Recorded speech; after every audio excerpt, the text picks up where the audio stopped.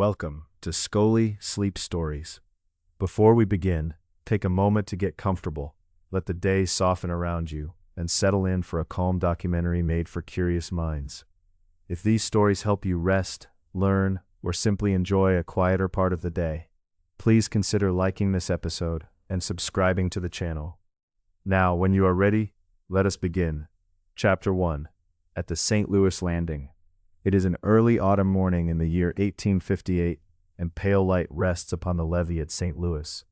The air is cool enough for a coat. Moisture darkens the broad wooden planks near the water, and the smell of river mud mingles with wood smoke drifting from tall chimneys. Somewhere beyond the warehouses, a bell marks the hour. Another bell answers from the river, softened by distance. Along the levee, steamboats lie close together, some moored 2 or 3 vessels deep. Their upper cabins rise white above darker hulls, and their slender chimneys stand against the brightening sky. Ropes cross from boat to boat, and from boat to shore. Gangplanks rest at easy angles between decks and landing places. Through the morning haze, the waterfront seems less like the edge of a city than a long floating street. One of these boats is the Louisiana Star, a wood-burning sidewheel packet bound for New Orleans. She is fictional, but she resembles many vessels traveling the western rivers in these years. Her hull is long and shallow. A paddle wheel stands on either side, partly enclosed within a curved wooden paddle box. Above the main deck are passenger cabins, narrow outside walkways, and a pilot house raised high enough to give the pilots a broad view of the river ahead.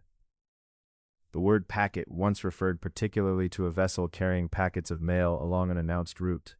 By the middle of the 19th century, it was also used for riverboats carrying passengers, mail, and freight between regular ports.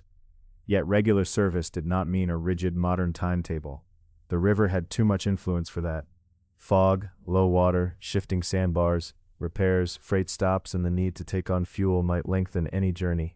On a favorable passage, the Louisiana Star may cover the roughly 1,250 to 1,300 river miles between St. Louis and New Orleans in about 6 days. Or the journey may take longer. No one at the landing speaks of the arrival time with complete certainty. They speak instead of the river stage, the weather, the cargo waiting downstream, and the condition of the channels. Early autumn often brings lower water to parts of the Mississippi. It is also the beginning of the season when cotton starts moving toward market. Farther south, bales will gather at plantation landings and riverside towns, waiting to be carried toward New Orleans. Here at St. Louis, the freight is more varied. Barrels of flour stand in orderly rows near the gangplank. There are sacks of grain, casks, wooden crates, bundles of tools, and several pieces of machinery wrapped against dampness. A few trunks wait beneath the watch of their owners. Mailbags have arrived in a wagon and are being counted before they are carried aboard. Farther along the levee are hogsheads of tobacco, cured pork packed in barrels, stacks of timber, and livestock intended for other boats. The western and midwestern country sends many kinds of goods through St. Louis. Farms, mines, mills, and workshops all depend upon the river. Freight moves south toward New Orleans, and from there sometimes onward across the Gulf of Mexico and the Atlantic. Boats traveling upriver bring manufactured goods, imported merchandise, household objects, tools, letters, and travelers into the interior. Railroads are spreading rapidly in the late 1850s. Their tracks reach farther each year, yet river traffic still dominates many north-to-south commercial connections. Water provides a broad road through country where ordinary roads may become dusty in one season and deep with mud in another. The Mississippi, of course, did not become a route with the coming of steamboats. For countless generations, indigenous peoples traveled its waters and lived along its banks. The river provided food, fertile ground, paths of exchange, and connections among communities long before 19th century cities and warehouses stood beside it. The age of the steamboat is only one chapter in a much older human relationship with the river. Still, steam-powered changed the pace and direction of trade. Earlier flatboats could carry cargo downstream with the current, but returning upstream was far more difficult. Keelboats might be poled, rowed, sailed, or pulled against the flow. Such journeys required much time and labor. A steam engine made upstream commerce more practical. In 1811, The steamboat New Orleans descended the Ohio and Mississippi, helping to begin regular steam navigation in the Mississippi Valley. The first steamboat reached St. Louis in 1817. In the decades that followed, the number of vessels increased until the levee became crowded with boats arriving, departing, loading, unloading, and waiting their turn at the shore. Now, in 1858, the routine is familiar. A dray rolls slowly over the levee stones, its wheels sounding heavily beneath a load of barrels. Deckhands guide the cargo toward the Louisiana Star. They work in a practiced rhythm, shifting crates by hand or with simple hoisting gear. Nothing is hurried more than necessary. A barrel is tilted, balanced, rolled forward, and settled beside the others. A crate is lifted, carried a few feet, then lowered into its assigned place. The arrangement matters. Freight must remain balanced within the shallow hull. Goods needed at an early landing must not be buried beneath cargo intended for New Orleans. Mail belongs where it can be reached. Passengers' trunks must be marked and kept together. Livestock, when carried, requires its own space and care. Near the gangplank, the boat's clerk stands at a small desk, checking names and freight against a ledger. His pen moves down ruled columns. He records charges, destinations, and descriptions of cargo. One passenger gives him a folded paper. Another asks whether the boat will stop at a particular landing below Cairo. The clerk gives an answer that is precise in one way and uncertain in another. Yes, the boat will call there, provided the water permits a safe approach. You step aboard with the other travelers. The gangplank bends slightly underfoot. Beneath it, the river presses softly against the hull. The water is brown with fine soil gathered from a vast watershed, and its surface carries small leaves, twigs, and wavering reflections of neighboring boats. On the main deck, the air holds the sense of rope, timber, smoke, and freight. Overhead, the passenger deck projects outward, offering a little shelter. A steward directs cabin passengers toward the stairs. Others remain near their belongings, watching the last cargo come aboard. Some travelers are merchants. Some are moving between towns on business. There are families, laborers, and people visiting relatives downstream. Their accommodations will not all be equal. Those who can afford private cabins occupy the more finished spaces above. Others travel with fewer comforts nearer the freight deck. The boat has been inspected under federal rules strengthened by the Steamboat Act of 1852. Inspectors examine boilers and other equipment, while licensed officers hold responsibilities defined by law. These measures grew from long experience with riverboat accidents. They improved oversight, though river travel remained hazardous. Machinery to fail, fires could begin, unseen obstructions could lie beneath the water. This morning, however, the work is ordinary and methodical.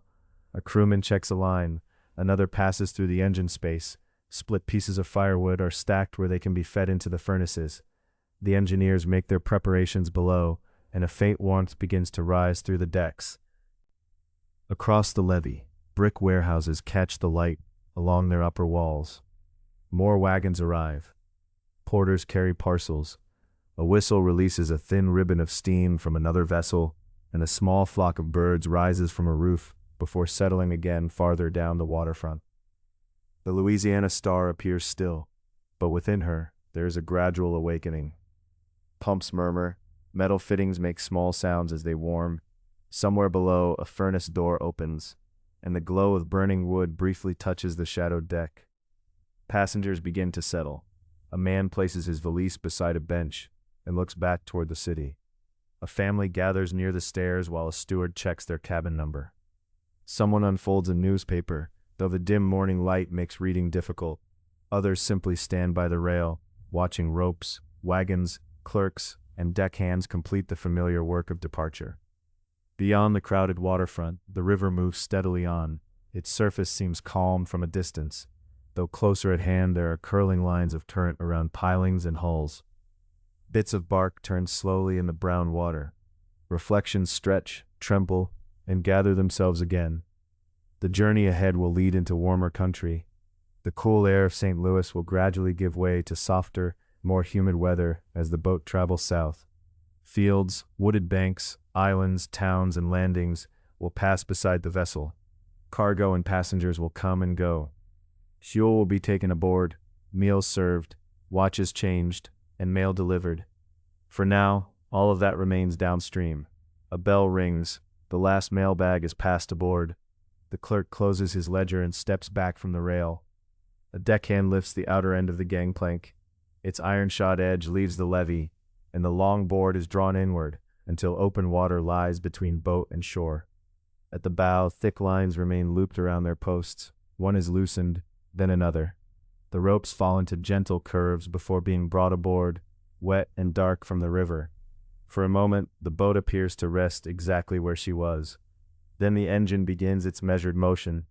Deep within the vessel, machinery takes up a steady rhythm. The sound passes through timbers and deckboards, not sharp or sudden, but firm and repeating. The side wheels turn slowly at first. Broad wooden paddles enter the Mississippi and rise again, each carrying a brief sheet of water that falls back in silver-brown drops. The hull eases away from the crowded landing.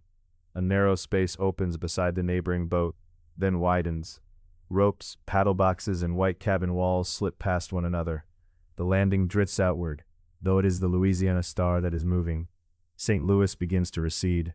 The warehouses remain clear for a little while, and the rows of steamboats still line the shore. Chimneys and rooflines stand above the pale veil of smoke. Wagons continue along the levee, becoming smaller as the distance grows. Soon the finer details soften in the morning haze. The landing becomes a low band behind the Louisiana Star, while ahead the Mississippi bends southward through the early autumn light. The paddle wheels continue their even work. Water passes beneath the shallow hull. Smoke trails gently behind the chimneys and thins into the open sky. And as the city settles into the distance, attention turns from the shore toward the vessel itself, toward its broad decks and narrow rooms, its cabins and passageways, its engines and paddle wheels, and the steady wooden structure that will carry everyone downriver. Chapter 2. Learning the shape of the boat. As St. Louis fades into the pale distance, the Louisiana Star settles into the broad current. From the shore she appeared tall and almost delicate, with tiers of white-painted woodwork rising above the water.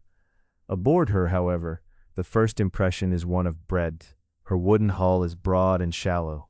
It does not descend deeply into the Mississippi like the hull of an ocean-going ship. Even when loaded with freight, fuel, machinery, and passengers, much of the riverboat remains above the surface.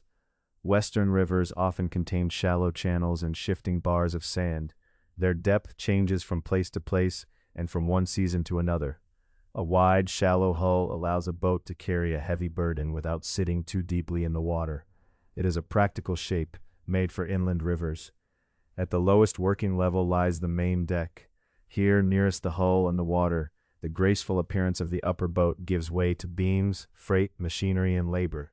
There is no modern engine room enclosed far below. Much of the machinery stands openly on the deck, where it can be watched, reached, oiled, repaired, and tended. Along each side, the deck extends beyond the hull itself. These wide extensions are called the guards. A person walking there can look down almost directly upon the brown water passing beside the boat. The guards provide valuable working space, though ropes, freight, tools, and the ordinary equipment of river travel often crowd the way. Crates from St. Louis have been arranged beneath the overhead beams. Barrels stand together in orderly groups, secured so that they will not shift with each turn of the vessel.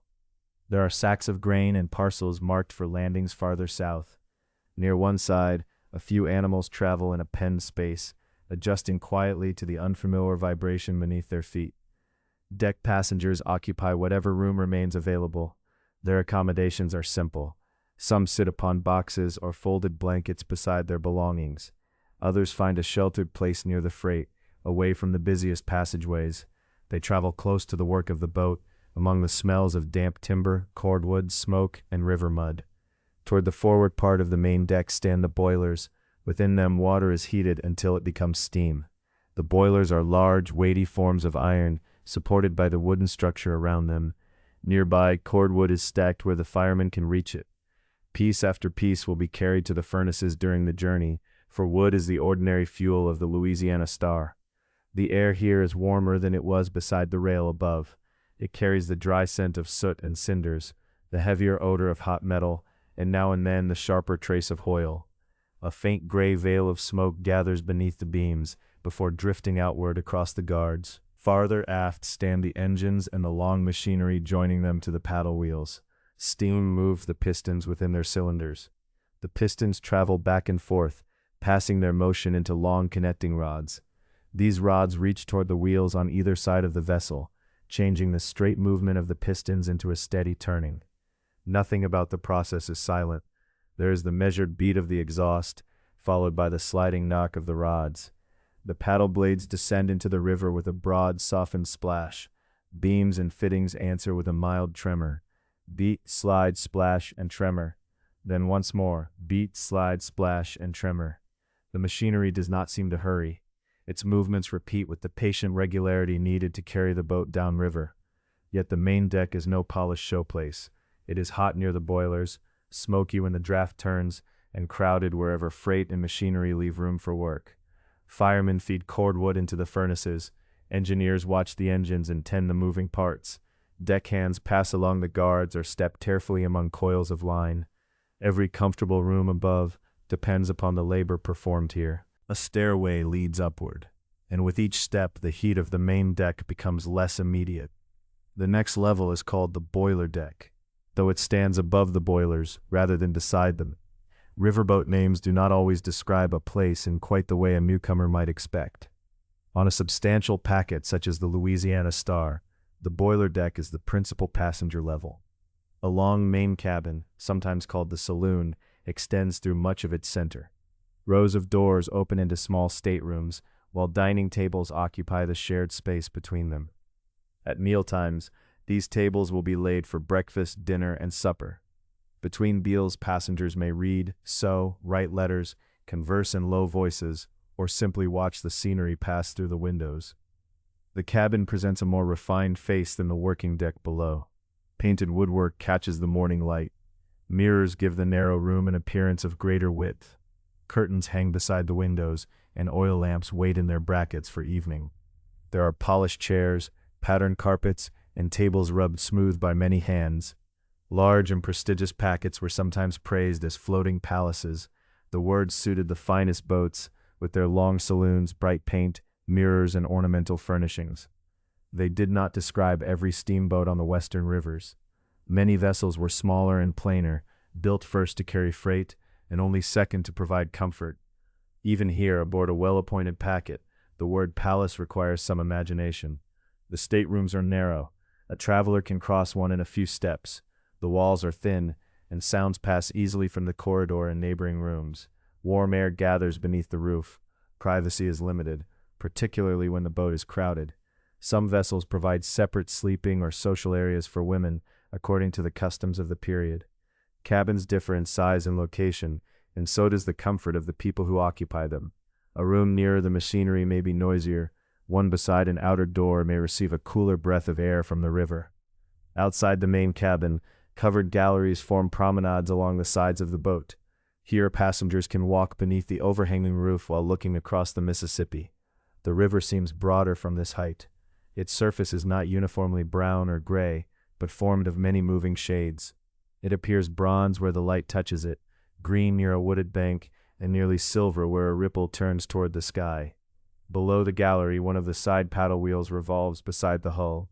Its upper portion is partly enclosed, but the lower blades remain visible as they enter and leave the water. Each blade presses backward against the river, moving the boat forward in reply. Water streams from the rising boards and falls again in brief. Shining curtains.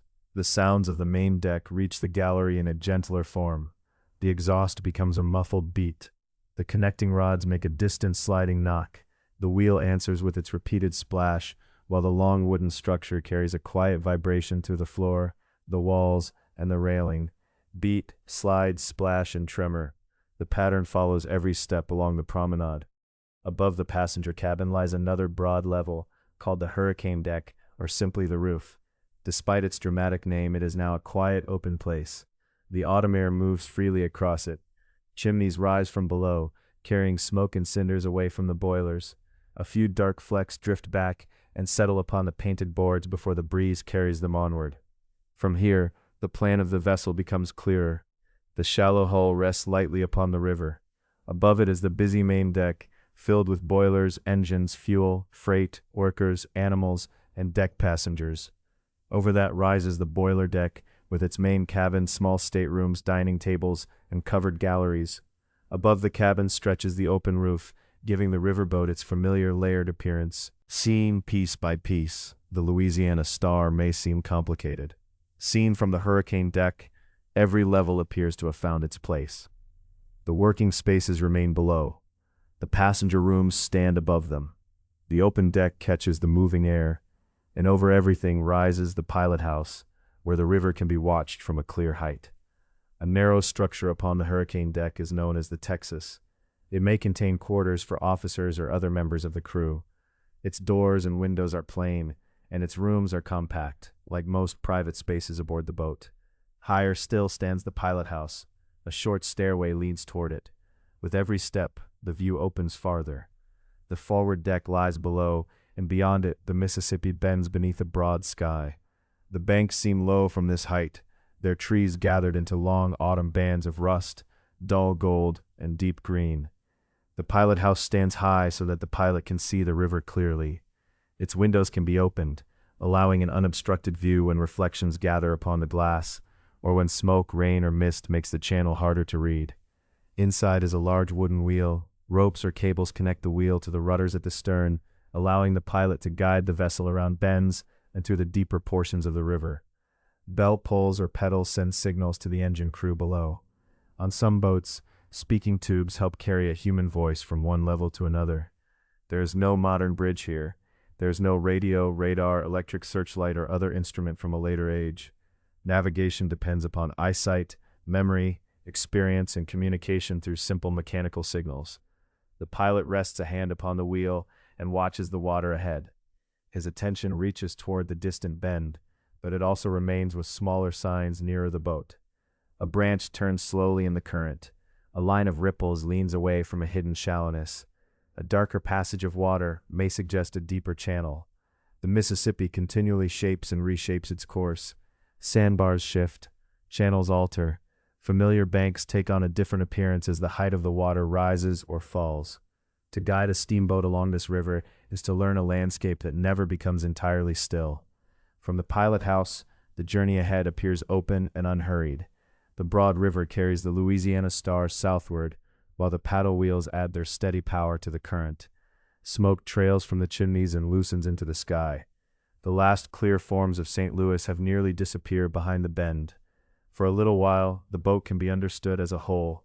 She is a broad, shallow wooden hull made to carry heavy loads through relatively shallow channels. She has boilers and steam, pistons and connecting rods, paddle wheels and rudders. She is cordwood waiting near the furnaces, freight stacked beneath the beams, and deck passengers resting beside their belongings. She is also narrow staterooms, polished tables, long galleries, an open roof, and a high pilot house from which the changing river is patiently read. Most of all, she is the work of many hands. Some of those hands are visible upon the wheel, the lines, the freight, and the machinery. Others are hidden by a deck or wall, known only through footsteps, a distant signal, or the sounds rising from below. The exhaust releases its steady beat. The rods answer with their measured slide. The paddle blades enter the water with a softened splash. The wooden vessel carries a gentle tremor from bow to stern. Beat, slide, splash, and tremor. The view remains open for another quiet moment. Then the tour turns back down from the pilot house, past the Texas, and across the wide hurricane deck. The smoke drifts overhead. The river gleams between the railings. Beneath each footstep, the machinery continues its dependable rhythm. Down another stair lies the boiler deck and the long passenger cabin. Morning is settling around the boat now. Behind the stateroom doors, travelers begin to stir. Wash basins are being filled. Curtains are drawn back from the windows. In the shared cabin, tables are being prepared for breakfast. Soon the passengers will begin their first full day upon the river. They will wash and dress, take their places at the tables, walk along the covered galleries, and grow accustomed to the small routines of life aboard. For now, the Louisiana Star continues around the bend, carrying every level of her broad wooden shape southward together. And beneath it all, patient and repeating, comes the familiar rhythm: beat, slide, splash, and tremor. Chapter 3: Settling into Riverboat Time. Morning settles gradually upon the Louisiana Star. It enters through the tall windows of the passenger cabin, pale at first, then warm enough to touch the polished woodwork with a muted glow. Beyond the glass, the Mississippi passes in broad folds of brown water. A wooded bank appears, draws near, and slowly turns away again as the boat follows the bend. Inside a narrow stateroom, the day begins with small arrangements. There is little room to spare. A berth occupies much of one wall. Hooks hold a coat, a hat, and a traveling bag. A wash basin and pitcher have been provided, though water aboard is never as plentiful or convenient as a traveler from a later age might expect. Washing is done carefully, with a cloth and a modest quantity of water. Fresh air depends upon a small opening, a door left ajar, or whatever breeze passes along the gallery outside. The stateroom offers more comfort than the open main deck, but it is not spacious. By modern standards, it is cramped, warm, noisy, and lacking in privacy. The walls are thin. Footsteps travel along the passage. Voices, coughs, closing doors, and the shifting of trunks can be heard through the timber partitions. Ventilation is uncertain. Sanitation and drinking water are limited. Even the simple acts of washing and dressing require patience.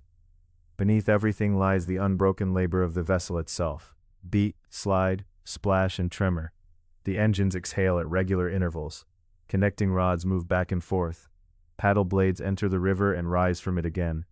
Timber and fittings give small creaks as the hull adjusts to the current. Even when one stands still, the floor carries a faint vibration upward through the soles of the feet. Before long, a bell announces breakfast. Cabin passengers have paid the higher fare, and that fare generally includes both a stateroom and meals. They enter the long saloon from several directions. Some are already dressed for the day, while others are still fastening a collar or smoothing a sleeve. Their conversations remain soft and unfinished, as morning conversations often do. The tables are shared. Rather than sitting at small private tables, passengers take places along long rows, facing one another across dishes, cups, and pitchers. The arrangement encourages brief courtesies. Bread is passed from hand to hand. A plate moves down the table. Someone asks for coffee, and someone else reaches for the pot. The food depends upon the boat, the route, the season, and the provisions taken aboard. This morning there are biscuits, coffee, potatoes, and slices of preserved meat. Fresh meat may be served while supplies allow, and fruit preserves add a little sweetness to plain bread. Other meals might bring beans, seasonal vegetables, or pie. No single menu belongs to every riverboat. A well-provisioned vessel can serve generously for a time, or a later portion of a long voyage may offer simpler fare. Breakfast proceeds without hurry, though the stewards remain busy. They carry dishes, refill cups, clear places, and answer quiet requests. Behind the visible calm of the saloon, food has already been prepared in warm, confined working spaces. Water has been carried. Fires have been tended. Tables have been set while many passengers were still waking. When the meal ends, the day opens into several quiet possibilities. Some passengers return to their staterooms. Others settle into chairs in the saloon. A newspaper brought aboard at St. Louis is unfolded and shared. Its pages contain prices, notices, speeches, shipping reports, advertisements, and news from other places. One person reads a column and then passes the paper to another. It may travel slowly from chair to chair before being folded and put aside. A book appears from a traveling bag. Nearby, a passenger writes a letter on a small sheet of paper, pausing whenever the movement of the boat shakes the pen. The letter may be left at a landing farther downstream, where it can begin another journey. For the writer, the passing shore provides a natural measure for thought. A sentence is written. The pen rests. A stand of cottonwoods drifts beyond the window. Then another sentence begins. Outside, the covered galleries offer a place to walk. The gallery is narrow enough that passengers step aside for one another. Its roof provides shade, and the open side faces the river. Here, the boat's forward motion can be felt more clearly. Air moves across the deck, carrying the odors of water, damp timbers, smoke, cooking, and from time to time, livestock below. The bank is never entirely still, though from a distance it may seem so. Tree roots show where the river has cut into the earth. A low sandbar rests beneath a gathering of birds. Farther back, a field opens between wooded stretches. A small house stands near cleared ground, its roof visible for a few minutes before the trees conceal it again. The river creates long pauses between settlements. During these quiet intervals, conversation often turns to ordinary matters. Passengers speak of the weather, the next landing, the condition of a distant road, or the expected price of a crop. Names and places are exchanged, though not always entire histories. Travelers may sit near one another for days and learn only a handful of facts. Then conversation fades, and the shore resumes its place. Water passes below the railing. Trees lean toward the river. Sunlight gathers briefly upon a smooth reach, then breaks apart beneath the paddle wheel's steady disturbance. Beats slide, splash, and tremor. Below the gallery, another part of the boat's life continues. The main deck holds freight, fuel, machinery, and sometimes livestock. It is also where many deck passengers make their temporary quarters. They have paid less than those in the cabins above. Some bring their own food. Others purchase what they can or depend upon arrangements made for the journey. They find places among boxes, barrels, bundles, and crowded stretches beneath limited shelter. On some voyages, deck passengers greatly outnumber those in the cabin. Their presence may be less visible from the saloon, yet they form a large part of the traveling company. Families guard their parcels. Individuals settle upon blankets or sacks. Meals are simpler, and privacy is scarcer. Smoke, noise, heat, freight, and animals are all closer at hand. The difference in fares shapes nearly every hour aboard. Above, a cabin passenger may read in a chair and wait for the next bell. Below, deck passengers protect their small spaces while workers pass continually among them.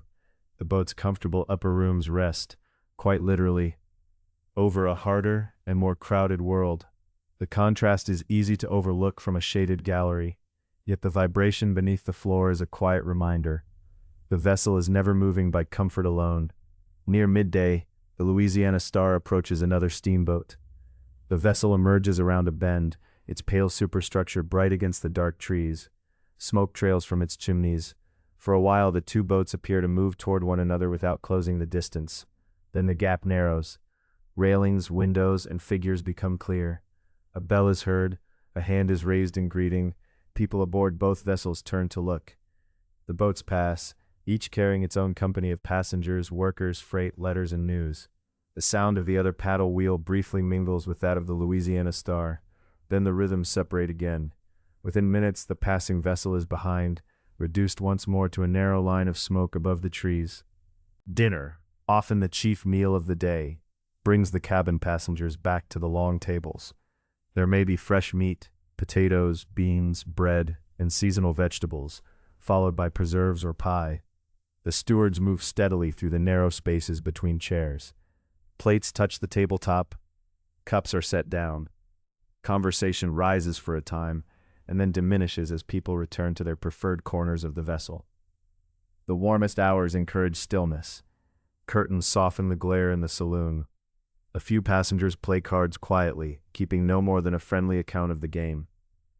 Gambling does occur on western riverboats, sometimes for serious sums, but it does not define every vessel or every journey. The familiar image of every steamboat as a dedicated floating casino belongs more to later popular storytelling than to ordinary daily life. Much of a voyage is composed instead of waiting, reading, eating, watching, and speaking about small things. The afternoon lengthens without needing to be filled. One passenger returns to a newspaper already read that morning. Another dozes in a chair. Two others exchange a few remarks, and then sit together in silence. Through the windows, the river continues its slow rearrangement of water, trees, sand, and sky. At one end of the cabin stands a piano. It is played only briefly this afternoon. A simple melody moves through the room, blending with the engine beats below. A fiddle might be heard on some boats as well. By the later 1850s, the steam calliope had appeared, sounding its notes by steam, though such instruments were not universal. The Louisiana Star carries no calliope. Its music today comes from piano wire, wooden walls, moving water, and machinery. The melody ends. The machinery does not. Beat, slide, splash, and tremor. Later, the air cools enough for another walk along the gallery. The sun has moved westward, laying broad patches of brightness upon the river. Shadows extend from the wooded bank. A landing appears near a cluster of buildings, and several passengers gather at the rail to watch. Even when the boat does not stop, a landing offers something to observe. There may be stacked freight, waiting wagons, figures beneath hats and parasols, and perhaps another vessel tied against the bank. For a few minutes, the landing seems to gather the whole attention of the boat. Then it falls behind.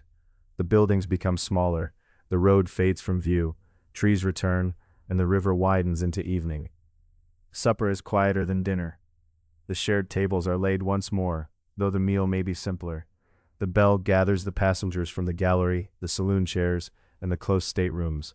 Bread is passed, coffee is poured, the day's small observations are exchanged. Someone mentions the passing boat, someone else asks about the next landing. No subject needs to last very long. Afterward, lamps are lit in the cabin, their flames protected by glass. The windows become dark mirrors. Within them, the long room appears to float over unseen water. Reflections tremble with the motion of the hull. A lamp, a chair, and a passing figure seem to sway gently in the black glass. Some passengers continue their conversation. Some write a final line in a letter. Others withdraw early to their staterooms, where heat, noise, and limited privacy remain part of the bargain of travel. There, in the narrow berth, the sounds of the vessel seem larger. The paddle blades enter the water and rise again. The engine continues its measured work. A fitting creaks. A footstep passes in the corridor, followed by another farther away. The passenger's day has ended, but the boat's day has not. Below, fuel must still be carried and fires tended. Freight must be watched. Machinery must continue to move. Food for tomorrow requires preparation, just as the tables will require setting before the next breakfast bell. At the pilot house windows, the river must be observed through the deepening light. The familiar routine of the cabin depends upon people whose routines turn in watches. Their work continues while others dine, read, converse, walk the galleries, and retire. As the Louisiana Star follows the darkening channel, attention begins to shift toward them. There's the captain, carrying responsibility for the vessel. There are the pilots, watching the river. There are the engineers and firemen attending to steam, machinery, fuel, and fire. There are the clerk and mate, the cooks and stewards, and the deckhands moving through the crowded spaces below. Each holds a different part of the vessel's long, continuous day. And through the narrowing distance between evening and night, the riverboat keeps its patient rhythm. Beat, slide, splash, and tremor. Chapter 4. The Crew and Their Watches. The Louisiana Star continues south beneath the evening sky, her paddle wheel turning in its broad, repeated rhythm. Water rises along the blades, shines briefly in the last light, and falls back into the Mississippi. Passengers settle beneath the cabin lamps while around them another pattern continues, the work that keeps the vessel moving. A large riverboat may carry several dozen workers, though the number varies greatly among vessels. Some workers are familiar to passengers, others spend their hours near freight, furnaces, kitchens, or machinery. Their tasks differ, but each joins the next. A line is prepared because a landing lies ahead. A furnace is fed because the engines need steam.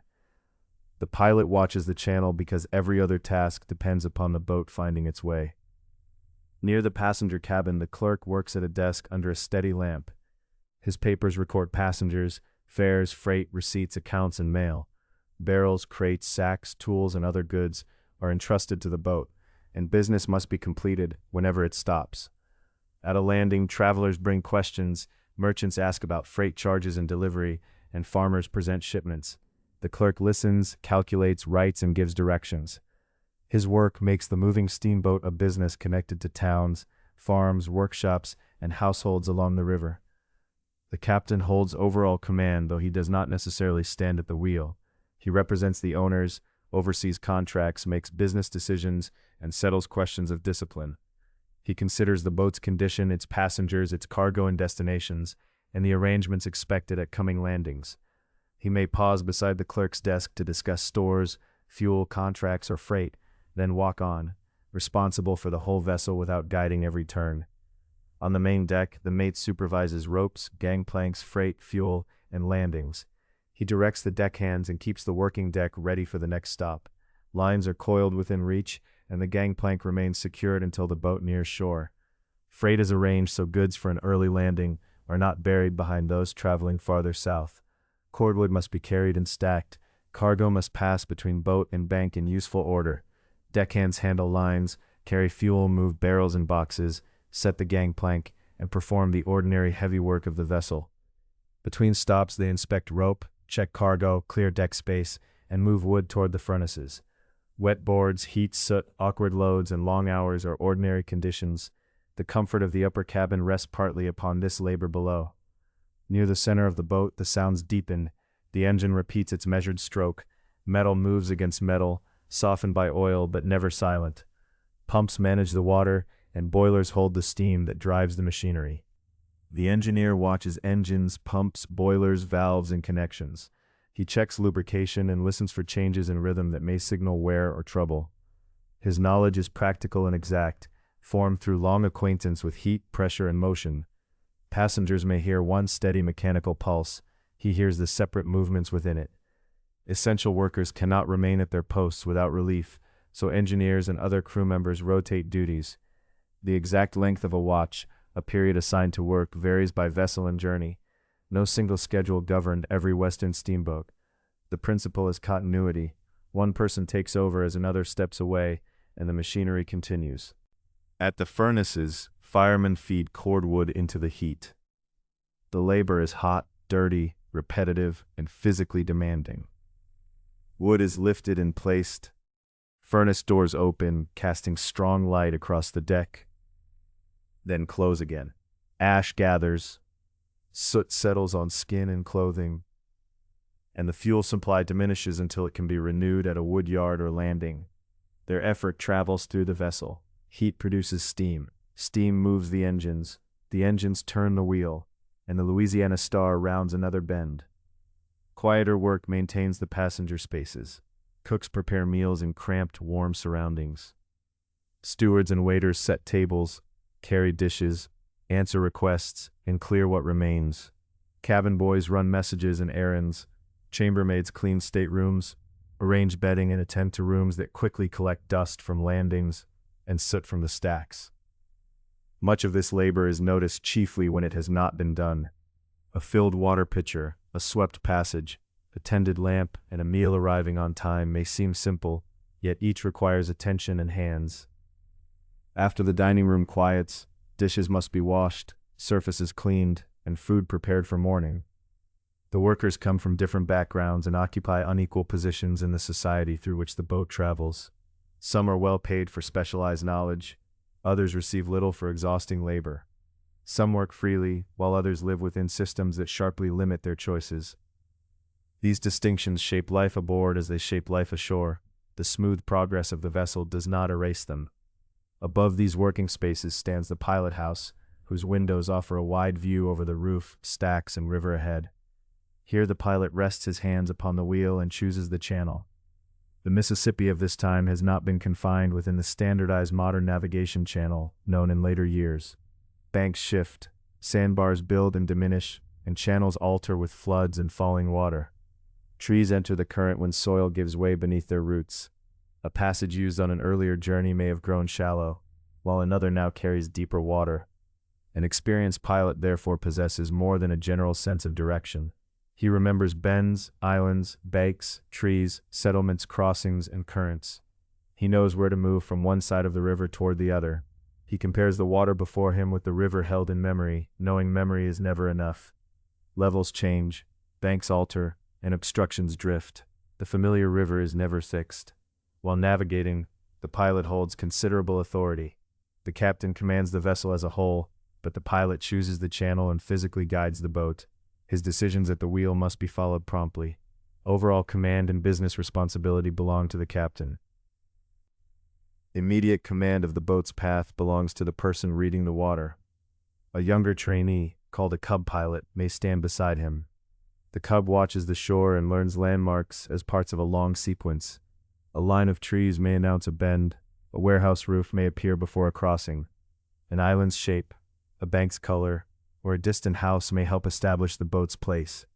He also studies where the current runs strongly, where it spreads and slows, where channels divide, and how each place changes with the water's height. Such knowledge cannot be gathered in one passage. The same reach must be seen repeatedly, at different levels and under changing skies, by day and by night. The experienced pilot may point through the forward glass toward a shadowed bank. The cub follows the gesture and fixes the place in memory. A few quiet words connect one landmark to the next, while the wheel continues beneath the pilot's hands. Two experienced pilots often serve aboard one boat, alternating duty.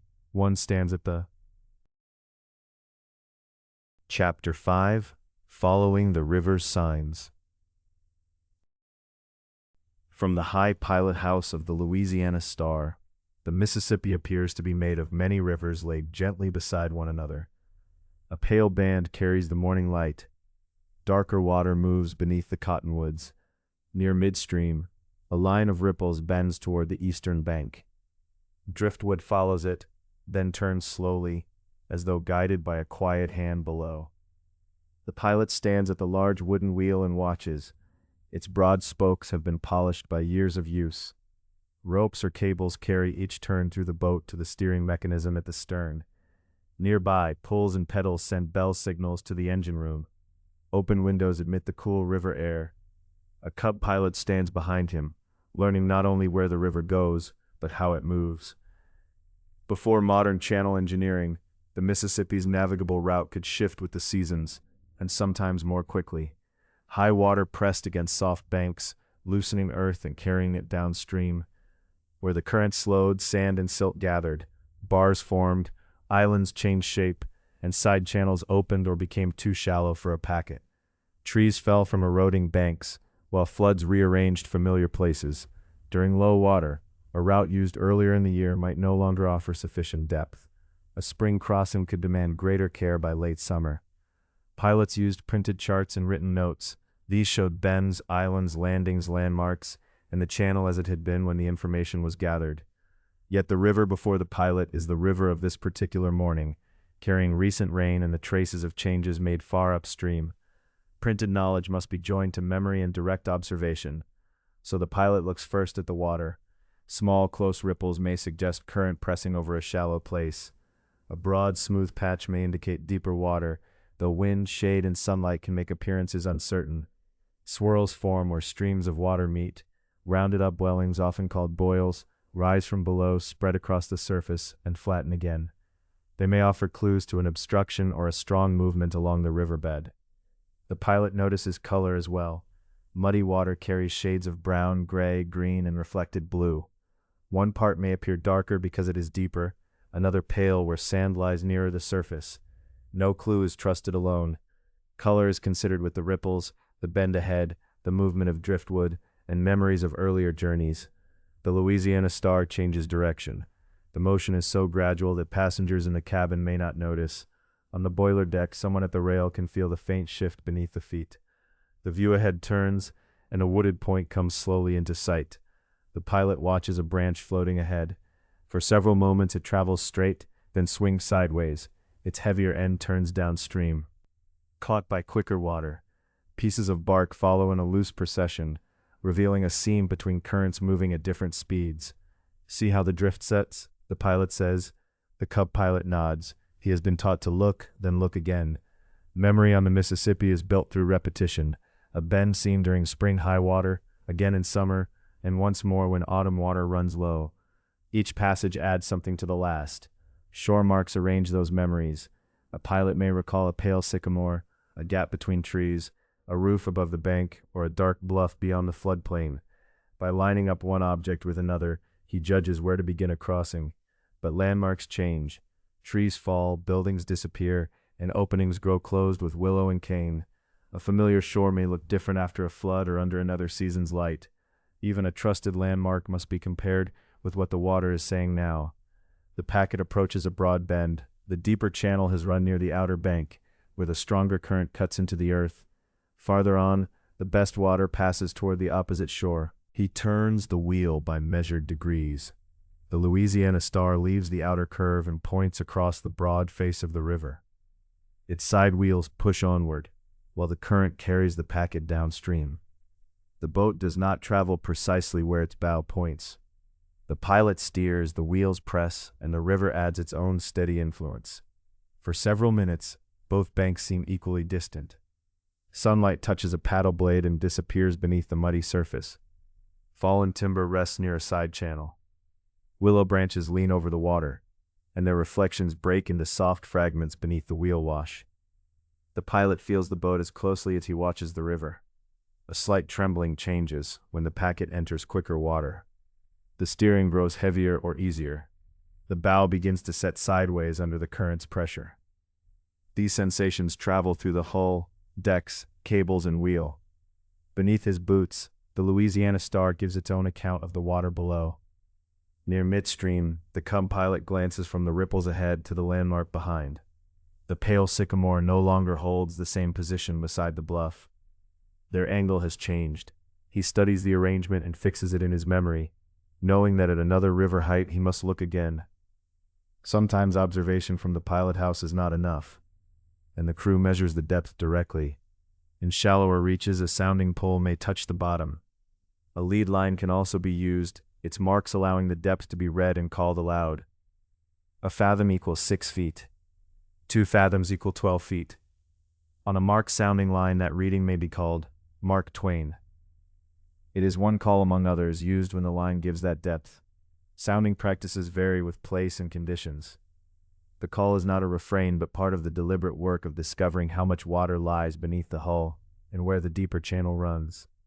As the packet nears the far side, the pilot asks for a sounding. A crewman swings the lead forward in an even arc and releases it ahead. As the packet moves, the line settles toward the riverbed. He reads the mark and calls the depth. His voice carries upward through the open air. The pilot adjusts the wheel and waits for another reading. There is no haste. The engine continues its deep, repeating beat. The paddle wheels murmur inside their housings, and water folds away from the hull. The reported depth confirms what the pilot has gathered from the current, driftwood, and shape of the bend. A small turn brings the bow farther around. The Louisiana Star completes the crossing and settles into the channel near the opposite side. Behind the packet, its diagonal path remains invisible. The Mississippi closes over the wheel wash until almost no trace remains. Only those aboard remember the line the vessel followed. A smooth place opens beside faint ripples. A dark piece of drift turns once before continuing downstream. Beyond it stands another bend, and beyond that bend another set of signs. Learning the river means holding many kinds of knowledge at once. Charts and notes, memories of former journeys, landmarks along the shore, the changing appearance of the water, and the response of the boat beneath the feet. None is complete alone. Together they permit careful judgment. Skilled pilots can travel familiar reaches at night. Bluffs become broad shapes against the sky. Openings among trees appear as different shades of shadow. Reflections, stars, scattered shore lights, and the feel of the current all contribute to understanding. Yet familiarity does not mean certainty. The river may have changed since the last passage. Fog can narrow the visible world to a gray circle. Low water can uncover sandbars and close passages. After a rise or flood, a channel may be uncertain. A careful pilot may signal the engines to slow, while the crew sounds more frequently. If visibility or depth remains doubtful, the packet may be brought to the bank and tied up until daylight, clearer air, or better information makes travel sensible again. Waiting is also part of navigation. The river is not treated as an enemy to defeat, but as a powerful and variable landscape. To navigate is to notice the branch turning before the boat reaches it, to remember a pale tree against a distant bluff, and to compare a measured depth with the feel of the wheel. It is to know when to proceed, when to slow, and when to wait. By late afternoon, the light has shifted behind the packet. The river ahead appears darker, while each ripple carries a narrow rim of brightness.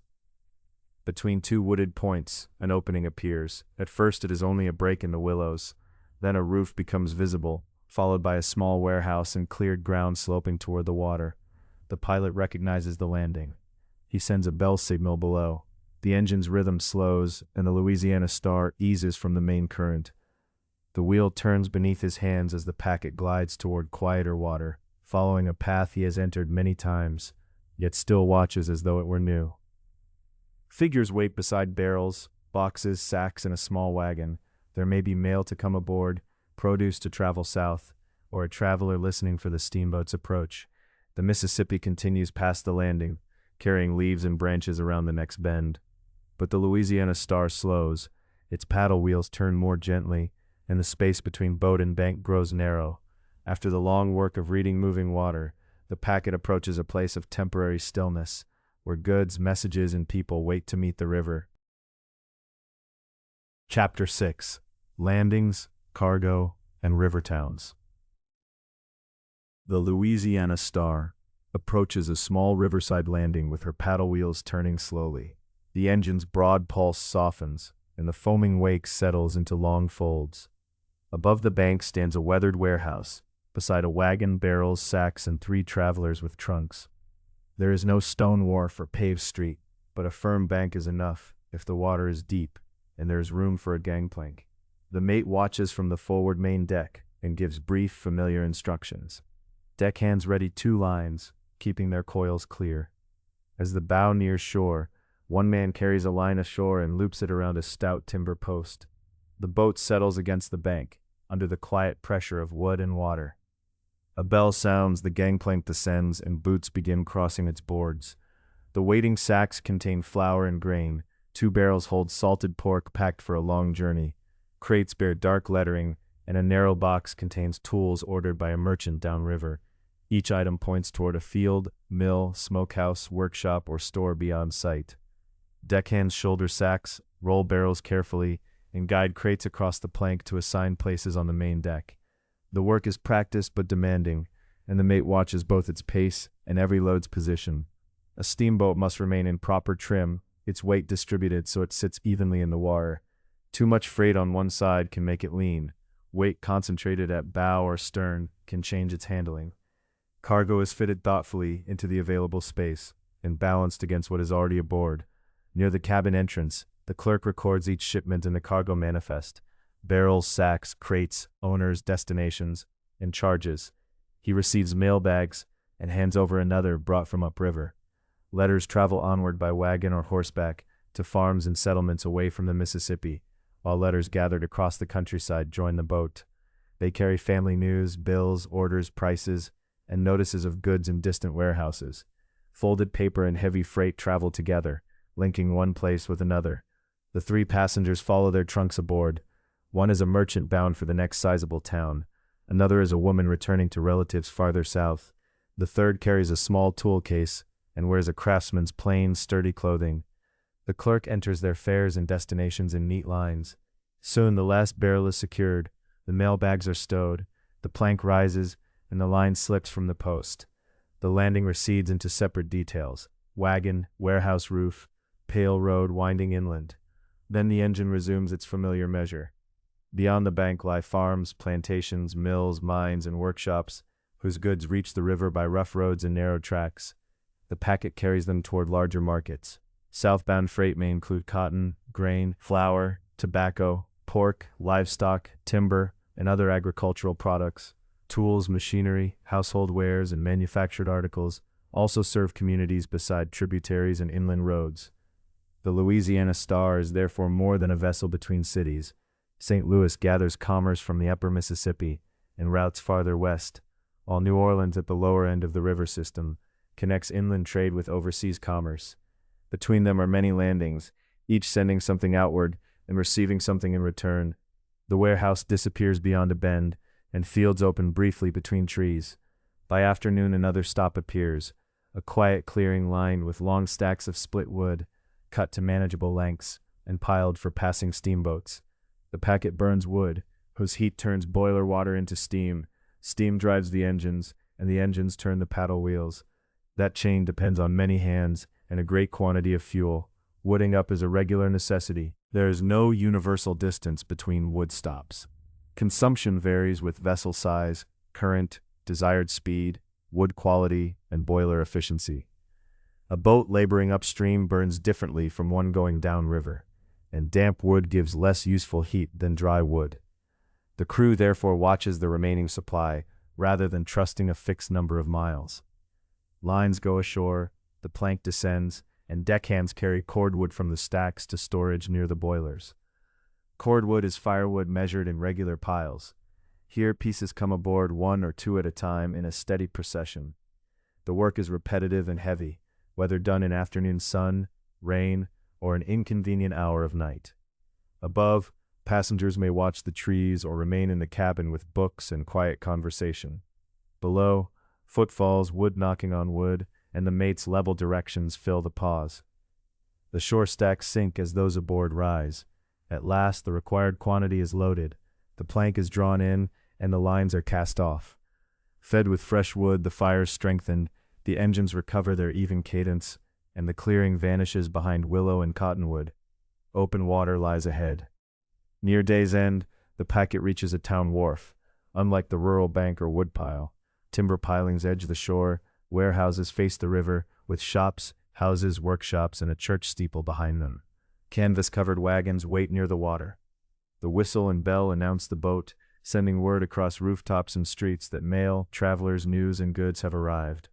Beneath an awning wait compressed cotton bales wrapped for transport, with barrels, casks, crates, trunks, machinery, and animals held aside until they can be led aboard carefully.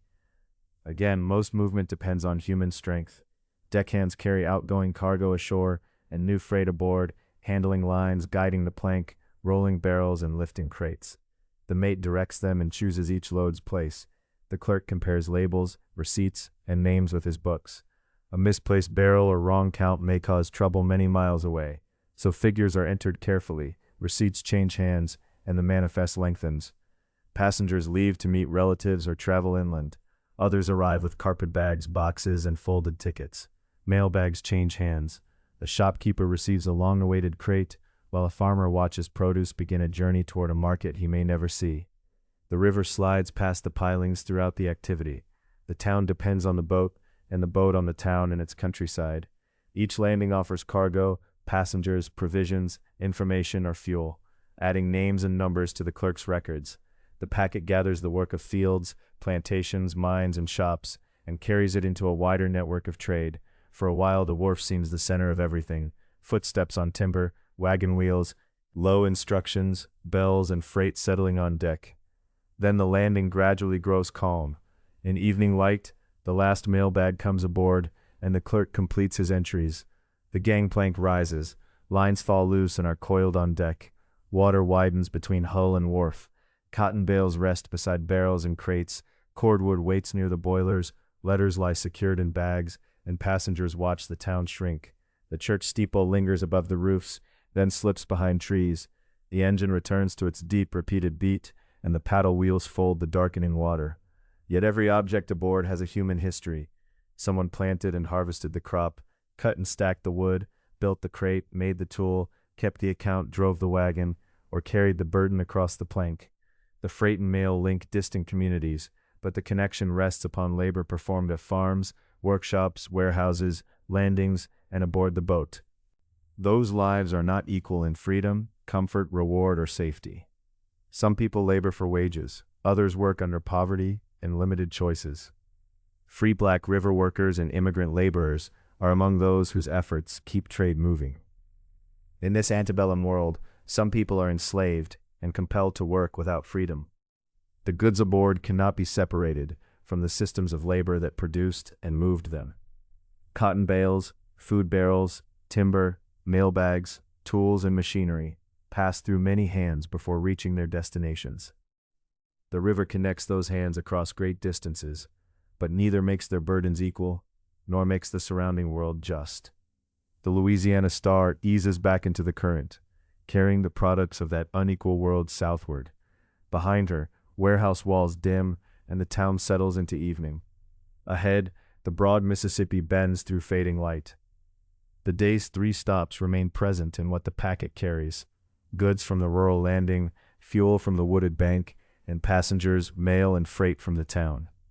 Each has been counted, balanced, lifted, and secured so the journey may continue.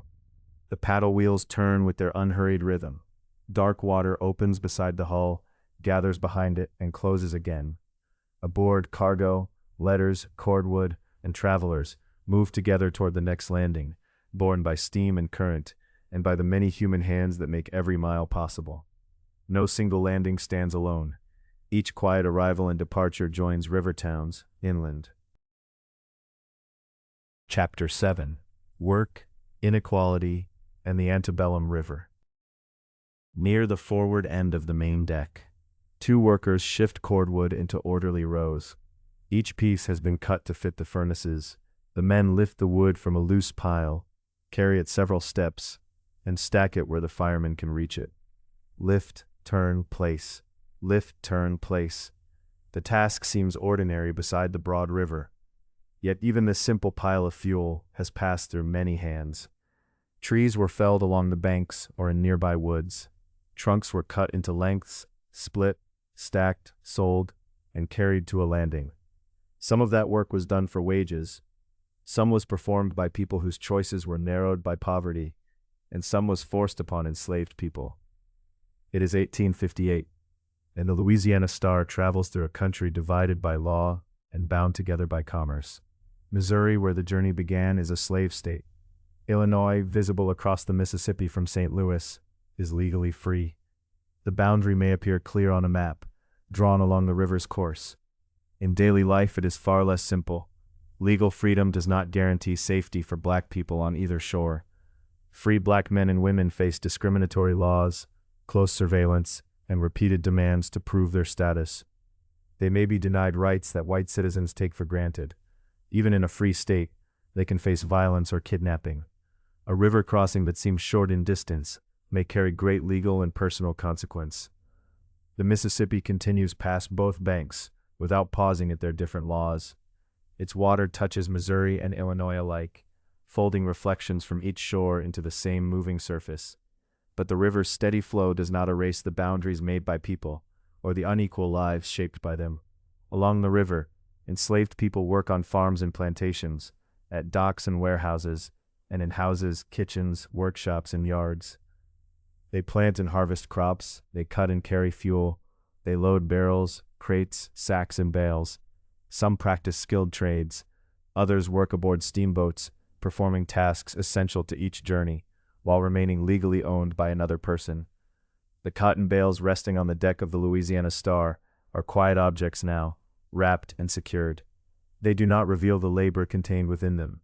Much of the cotton moving through the Mississippi Valley has been planted, tended, and picked by enslaved people. Steamboats carry it from plantations and river landings toward warehouses, markets, mills, and ports. By making transportation faster and more dependable, the boats help support and expand the plantation economy. A steamboat is therefore more than a machine moving upon water. It is part of the economic system around it. Its boilers burn fuel gathered along the river. Its decks carry agricultural products. Much of the wealth passing through this system rests upon labor taken by force. Steamboats are also used to transport enslaved people through the domestic slave trade. Men, women, and children are carried from one part of the country to another, often toward the plantation regions of the lower Mississippi. Families may be separated through sale. The phrase "sold down the river" grows from this brutal reality. In its original meaning, it is not a casual expression. It refers to human beings being sold and transported southward into slavery. The boat moves on, and the paddle wheel repeats its measured turning. Water rises against the blades and then falls away. The machine itself does not reveal whether its cargo is carried justly. That judgment belongs to the human world. Not every black worker along the river is enslaved. Free black men and women also labor on boats and waterfronts as boatmen, cooks, stewards, chambermaids, deck workers, and skilled members of crews. Some know particular stretches of the river well. Some move between towns, carrying not only goods, but letters, family news, and information between black communities. That mobility can offer connection. A worker arriving from upriver may know who has found employment, who has married, who has moved, or who is searching for a relative. News travels in conversation near a landing, in a kitchen, beside stacked cargo, or during a few quiet moments between tasks. Yet movement brings risk as well as opportunity. Free black river workers may be questioned about where they belong and whether they have permission to travel. They may encounter restrictive local laws and hostile officials. Papers proving free status can be demanded, challenged, or ignored. The same river that carries news between communities also carries people through places where their freedom is not respected. On the main deck, workers adjust several crates that shifted as the boat entered the current. Such deck labor is heavy, and continuous. By this period, the word roustabout is becoming associated with workers who load freight, handle lines, move fuel, and perform other demanding tasks around boats and landings. The term later becomes closely connected with black deck labor and gathers racialized stereotypes. Those stereotypes conceal the skill the work requires. A deck worker needs balance on a moving boat, care in handling cargo, familiarity with ropes and landing stages, and the endurance to continue through heat, cold, mud, and long hours. The work is physical, but it also depends upon judgment, timing, and experience. Above, a passenger may notice only that a trunk has appeared outside a cabin, or that supper has been served at the proper time. The labor behind these comforts is easy to overlook. Someone carries the water, someone washes the cloths and linens, someone cleans the cabins, tends the lamps, peels vegetables, watches the ovens, serves the dishes, and clears them away. Women perform much of this service work. Cooks, laundresses, chambermaids, servers, and cleaners may be enslaved or free. Those who are free are often poorly paid. Those who are enslaved are unpaid, with the value of their labor claimed by another. Their tasks are repeated each day and are often made nearly invisible by their regularity.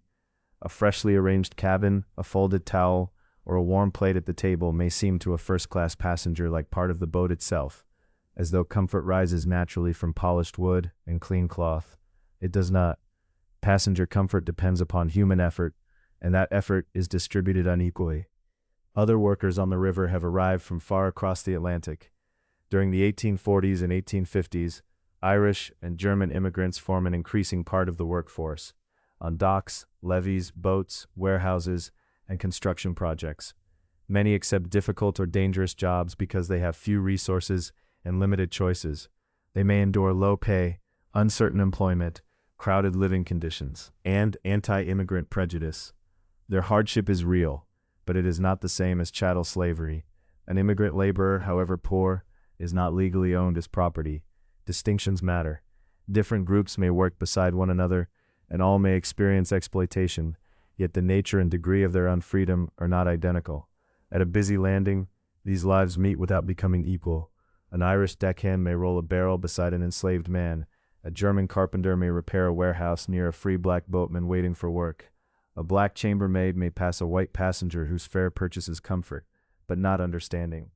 The river brings people close in physical space, while law and custom keep them far apart in rights, security, and power. Long before any steamboat sounded its bell here, the Mississippi served indigenous peoples as a corridor for travel, trade, food, and settlement. Native communities knew its channels, floodplains, plants, fish, and seasonal changes through many generations. Villages and trade routes belonged to a river world far older than 19th century steamboat commerce. The steamboat age did not enter an empty country, and the banks were not newly discovered. The growing river economy unfolded within a broader history of indigenous displacement. Native peoples lost land and were pushed away from many places with which their communities had long relationships. Some remained in the wider region, others rebuilt their lives elsewhere. Their history continues, even where warehouses, fields, towns, and levees have changed the visible shore. For a while, the Louisiana Star passes between wooded banks. In the evening light, individual trunks stand dark against the softer distance. A narrow path reaches the water and disappears among the trees. No sign explains who used it first, who traveled there later, or whose claim was dismissed when another was written over it. Inside the boat, the clerk continues his accounts. In neat columns he records freight, fares, fuel, and fees. Ledgers are useful, but they rarely contain a full measure of the lives behind each entry. A bale has a weight and price. Cordwood has a quantity. Passage has a fare. Human effort is reduced to a cost, while forced labor may scarcely appear as a cost at all. Still, the people who sustain the river economy are present throughout the boat. They work in the kitchen heat and the engine room warmth, beside the freight and along the landings. They carry plates, check lines, mend cloth, stack wood, sweep floors, and guide cargo into place. Their knowledge keeps the vessel orderly, their strength keeps commerce moving. To notice them does not correct the inequality, nor does the steady river resolve the history unfolding along its banks. But an honest account of riverboat life must include more than chandeliers, cabins, and broad views from the boiler deck. It must include those whose work makes such comforts possible, and those whose freedom is denied while others profit from what they produce. Gradually, the last light withdraws from the cargo. The stacked cordwood becomes a pattern of pale ends and deep shadow. A worker sets down one final piece, straightens and looks briefly toward the water. Then the familiar routine continues. Lift, turn, place. The Louisiana Star follows the current south. Behind it lie the divided shores near St. Louis and the many landings already visited. Ahead, the air will grow warmer. The vegetation will thicken, the settlements will change, and the river will broaden through the lower country. For now, the paddle wheel turns in its steady rhythm. The wake spreads gently toward both banks, touching a landscape shaped by ancient communities, forced displacement, migration, commerce, freedom, and slavery. The boat continues south, carrying the products of this unequal world. Around it, the visible landscape begins to change by quiet degrees. The air softens, and the Mississippi carries the vessel onward, toward warmer country. Chapter 8. Southward into warmer country. The Louisiana Star follows the current south, carrying the steady patterns of another river day. Behind the stern, the paddle wheel leaves a broad, broken path upon the water. For a little while, the wake holds its shape. Then its ridges soften, spread, and disappear into the greater movement of the Mississippi. Early autumn had touched St. Louis with cool mornings. At the landing there, passengers had drawn their coats around themselves while mist drifted above the river. Now, farther south, the morning air feels different. It is warmer and carries more moisture. The wooden rails are faintly damp beneath the hand, and the rising sun soon lays a mild golden warmth across the boiler deck. The change has not happened in a single bend. There has been no clear boundary between one kind of country and another. Instead, the season seems to loosen gradually as the packet proceeds. Each morning begins a little softer. The afternoons remain warm a little longer. Plants gather more thickly near the banks, and the air above quiet coves appears still and full. From St. Louis to New Orleans, the river journey covers roughly 1,250 to 1,300 miles. The exact distance depends somewhat upon the river's course, for the Mississippi does not travel in a straight line. It bends east and west, doubles back upon itself, and passes around islands and sandbars. A place that seems close across a narrow reach of land may lie many river miles away. Under favorable conditions, a steamboat might complete a downstream passage in about 6 days. Yet a river journey rarely belongs to the clock alone. Freight must be loaded and unloaded. Passengers wait at landings. Cordwood must be taken aboard for fuel. Fog may hide the channel. Low water may require greater care, and machinery sometimes needs attention or repair. The journey therefore has its own flexible measure. It is counted not only in hours and miles, but in bells, landings, meals, watches, and the repeated turning of the wheel. Along the lower river, the banks sometimes seem to open farther apart. Broad reaches of water hold the light, silver in the morning and pale blue by midday. Elsewhere, the channel narrows beside wooded shores. Willows lean toward the current. Cottonwoods rise behind them, their leaves moving in the warm air. Vines fold themselves around trunks and lower branches, making the edge of the land appear layered and deep. There are islands, too. Some are long and wooded. Others are low and sandy. A side channel may slip quietly behind one of them, partly hidden from passengers on the deck. Driftwood gathers at the upstream end, where the current presses branches and logs together. Birds stand along exposed bars, small against the wide river, while a heron crosses from one shore to the other, with slow, even movements of its wings.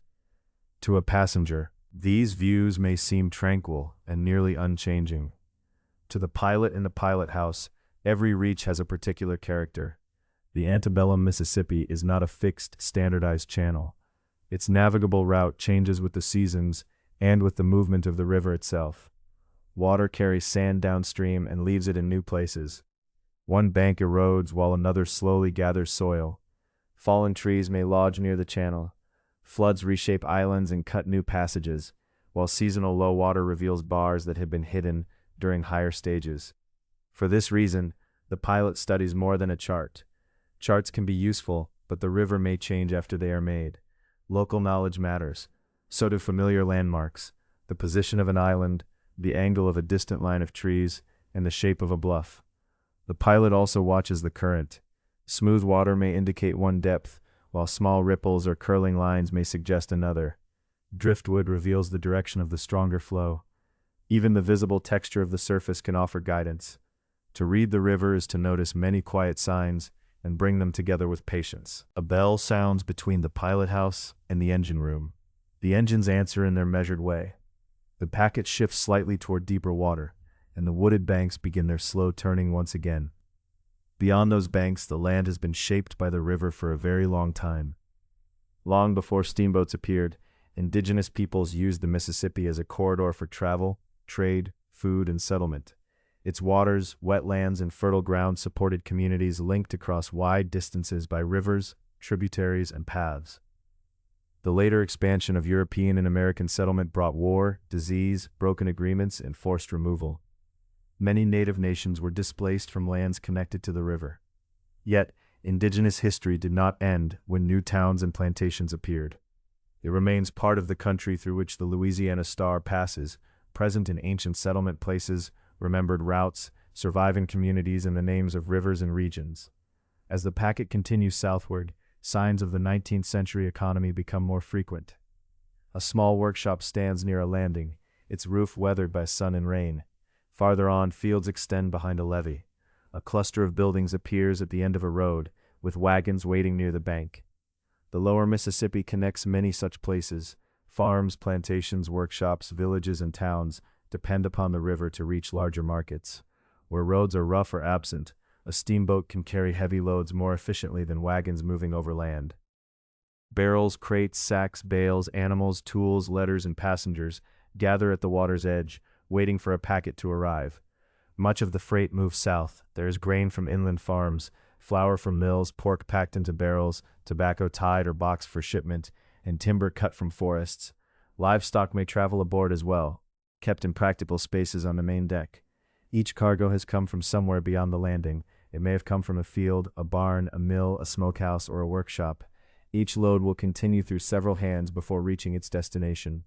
Cotton is among the most important of these products. Bales fill warehouses and rest in tall stacks near busy landings. The crop is central to the plantation economy of the lower river country, and its profits depend upon enslaved labor. Enslaved people plant, tend, and harvest cotton without the freedom or fair reward that belongs to their work. Merchants, plantation owners, transport companies, and distant manufacturers profit from what enslaved people are forced to produce. The bales aboard a steamboat may appear quiet and ordinary. They are wrapped in coarse fabric and marked for shipment, yet they carry this human history with them. The river connects plantation fields to New Orleans, and New Orleans to ships bound for ports across the Atlantic. In this way, the movement of a packet downriver forms one part of a much larger commercial system, extending from inland soil to overseas mills and markets.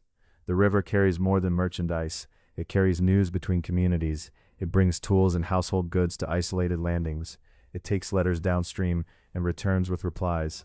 A packet's arrival may mark the hour when a village receives newspapers, visitors, medicine, spare machinery, or word from relatives far away. At one modest landing, the Louisiana Star slows without fully losing the current. Deckhands prepare a line. A few barrels wait beside a wagon, and two passengers stand beneath the shade of a tree. Behind them, a road vanishes into the fields. The stop is brief. Freight is rolled aboard and secured. A mail sack passes into the clerk's care. The waiting passengers cross the stage plank, followed by their small trunks. Then the plank is drawn in, the line is released, and the familiar vibration deepens beneath the decks. The landing recedes. First, the wagon becomes indistinct. Then the people beneath the tree fade from view, followed by the road itself. Soon the bank looks wooded again, as if the little opening had been folded back into the landscape. By afternoon, warmth rests fully upon the river. Passengers seek the shaded side of the boiler deck, where a light current of air passes between the posts. The water reflects the sky in broad patches. Now and then, the packet's wake reaches a muddy bank and returns in smaller waves. The country continues to change by degrees. Galleries and porches offer shade around houses near the river. Fields lie low upon the floodplain where rich soil has been left by generations of high water. Beyond natural banks and levees are wetlands, old channels, and crescent-shaped lakes, formed where former bends have become separated from the main river. Nothing in this landscape is entirely still. Forests grow and fall. Banks gather and dissolve. Channels deepen and then begin to fill. People build landings, warehouses, farms, plantations, workshops, and towns, while the river continues its older work beneath and around them. Toward evening, long shadows reach across the water. The humid air softens the distant shore until trees and buildings appear through a faint blue-gray veil. Smoke rises near a riverside dwelling, climbing for a little while before spreading into the warm sky. On the Louisiana Star, the day's routine continues. The clerk enters the new freight in his book. Deckhands inspect the cargo and make certain that it is secure. In the pilot house, the river is watched bend by bend. Below, the engines maintain their patient cadence, joined by the wash of the paddle wheel. The sound settles into an easy pattern. The engines breathe. The timbers answer with a low vibration. Water gathers behind the wheel, lifts into a broken shimmer, and falls away into the wake. Southward, the Mississippi widens and turns. It carries commerce, memory, and silt. It passes fields and forests, settlements and quiet islands. The packet moves within this broad corridor, neither hurried nor still, carrying its mixed company toward the lower country. As the light fades, the river takes on the color of worn silver. The warmth remains even after the sun has gone behind the trees. One by one, lamps appear aboard the boat, small amber points against the deepening shore. Their reflections tremble upon the water. Each reflection stretches, breaks, and gathers again as the current passes beneath it. Ahead lie more bends, more landings, and the long approach to New Orleans. The journey may continue according to its expected time, or it may lengthen with freight, passengers, fuel stops, fog, low water, or repairs. The river will decide part of the schedule, as it always does. For now, the Louisiana Star follows the river's signs through the gathering dusk.